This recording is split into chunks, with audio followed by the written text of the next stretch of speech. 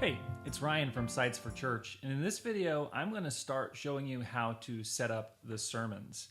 Now, when you click on your sermons base, the very first thing that you're going to want to set up the very first time is speakers.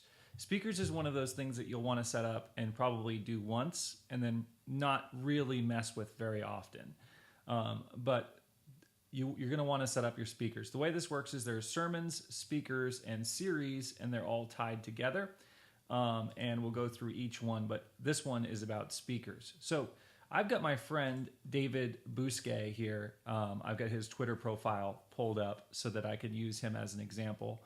So let's start by clicking on our little double arrow here in this blank thing to add a speaker. And we're going to do David Bousquet. All right, David Bousquet, his role is the pastor, so we're going to click that. For the bio, you just basically want something short and sweet. Something about the length of a tweet would be good. So we've got that. All right, thumbnail. It says we can drop files here, or we can click this little button.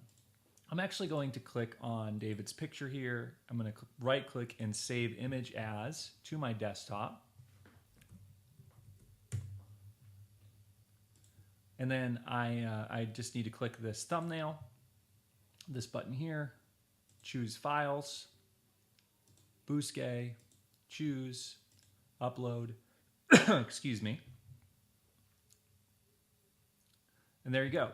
The only thing I need to say about the speaker thumbnail is that you need to make sure that it's a square image. The size doesn't matter that much, although ideally you want it somewhere over 100 pixels wide and less than 300 pixels wide. So about the size of a Twitter avatar. But the picture needs to be square. That's very important, okay? The sermons, we'll leave that alone. In fact, I'm going to move that to the bottom. But email here, you could put the speaker's email if you wanted to. Currently, we don't have the email displayed, but eventually we're going to add that to some of the themes. We'll have special speaker pages. So this is what you want to do for your speakers. Just set it up, and you can have the pastor. You could say, you could start the youth pastor. Here, we'll open this up.